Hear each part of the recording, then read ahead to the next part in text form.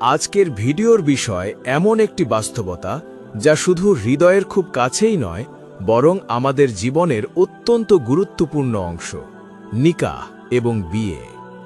অনেক সময় দেখা যায় আল্লাহ তাআলা কিছু বান্দার জন্য বিয়েকে এক পরীক্ষা বানিয়ে দেন।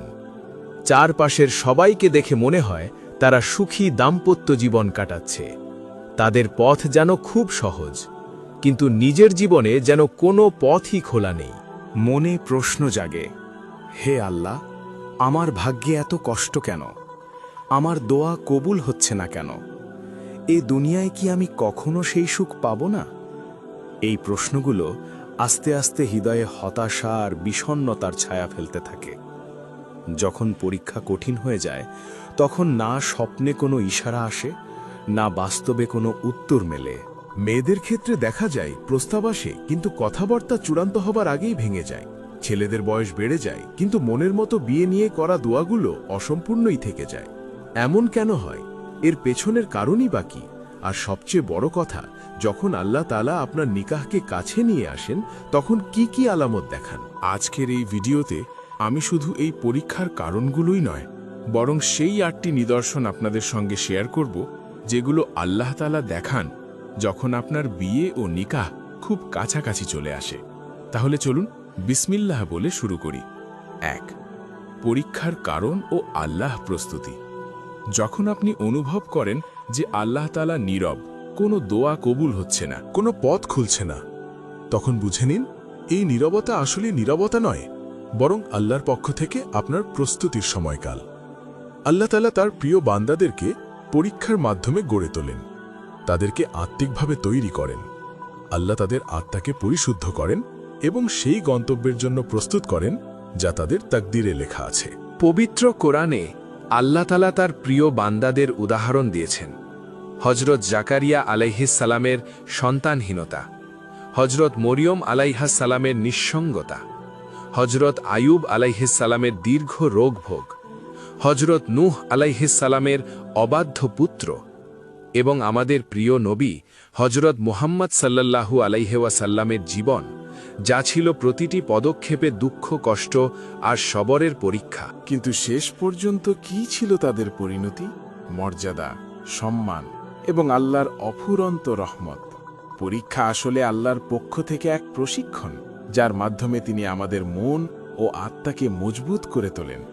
যেভাবে সোনা আগুনে পুড়ে খাঁটি হয়, ঠিক সেভাবেই মানুষের অন্তর কষ্টে সময় দৃঢ় হয়। যখন আপনি ভাবেন যে আল্লাহ নিশ্চুপ, তখন বুঝে নেন আসলে তিনি আপনাকে বিশেষ কিছু দেবার জন্য প্রস্তুত করছেন। পবিত্র সূরা আল বাকারায় আল্লাহ বলেন, তোমরা কোনো জিনিসকে অপছন্দ করতে পারো, অথচ তা তোমাদের জন্য কল্যাণকর, আর তোমরা কোনো জিনিসকে পছন্দ করতে পারো, অথচ তা তোমাদের জন্য অকল্যাণকর। আল্লাহ জানেন আর তোমরা জানো না। তাই যদি আপনি এই মুহূর্তে বিয়ের পরীক্ষার মধ্যে দিয়ে যাচ্ছেন, বিশ্বাস রাখুন আল্লাহর এই নিঃশব্দতা আপনার পরিপক্কতার সময়কাল। 2. বিয়ে কাছে আসার 8টি আলামত। 1. প্রস্তুতির অনুভব। আপনার আচরণ ও চিন্তায় পরিবর্তন আসে। 2. দোয়া গভীর হওয়া। আপনার দোয়াগুলোর ধরন বদলে যায়, আপনি আরও বেশি আবেগ দিয়ে আল্লাহর কাছে চাইতে থাকেন। 3 নম্বর, ইবাদতের প্রতি আকর্ষণ। আপনার হৃদয়ে ইবাদতের প্রতি আকর্ষণ সৃষ্টি হয়, নামাজের প্রতি আগ্রহ বেড়ে যায়, কুরআন তেলাওয়াতে প্রশান্তি অনুভব করেন। 4 নম্বর, হালাল ইচ্ছার জন্ম। আপনার অন্তরে একটি পবিত্র আকাঙ্ক্ষার জন্ম নেয়।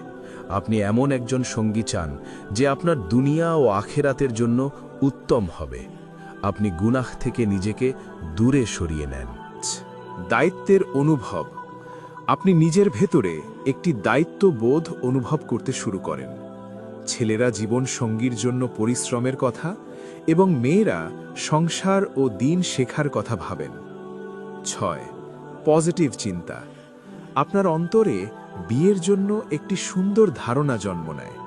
আপনি বিশ্বাস করেন বিয়ে সুন্নাহ। আপনার মন বলে সবাই একরকম নয়, আল্লাহ চাইলে আমি উত্তম কিছু পাব। 7. প্রশান্তির অনুভব। একটা সময় আসে যখন আপনার সব হতাশা দূর হয়ে যায়। এই প্রশান্তি আল্লাহর পক্ষ থেকে এক বড় নিদর্শন। ৮ অপ্রত্যাশিত ঘটনা। জীবনের কোনো এক অনাকাঙ্ক্ষিত মোড়ে হঠাৎ এমন কিছু ঘটে যা আপনার কল্পনাতেও ছিল না। সূরা কাসাসে আল্লাহ বলেন, তুমি তো আশা করনি যে তোমার ওপর এই কিতাব নাজিল হবে, কিন্তু তা তোমার রবের রহমত। ঠিক সেভাবে আপনার বিয়েও হবে হঠাৎ এবং অদ্ভুতভাবে। হয়তো এমন কোনো প্রস্তাব যা আপনি কখনো ভাবেননি। যদি এই সব নিদর্শন আপনি নিজের জীবনে দেখতে পান, তাহলে বুঝে নিন আল্লাহ আপনার জন্য একজন উত্তম জীবনসঙ্গী প্রস্তুত করছেন। ধৈর্য সহকারে দোয়া চালিয়ে যান এবং পরিবার ও আপনজনদের আপনার ইচ্ছার কথা জানিয়ে রাখুন। এতে লজ্জা পাবার কিচ্ছু নেই। আম্বিয়া আলাইহিসসালামগণ কখনো আল্লাহকে প্রশ্ন করেননি কেন। হজরত আইয়ুব আলাইহিসসালাম, হজরত ইব্রাহিম আলাইহিসসালাম, হজরত মরিয়ম আলাইহিসসালাম, তারা সবাই সবর আর বিশ্বাসের সাথে আল্লাহর রহমতের অপেক্ষা করেছেন। আপনিও আল্লাহর হিকমতের উপর ভরসা রাখুন। মুনাজাত।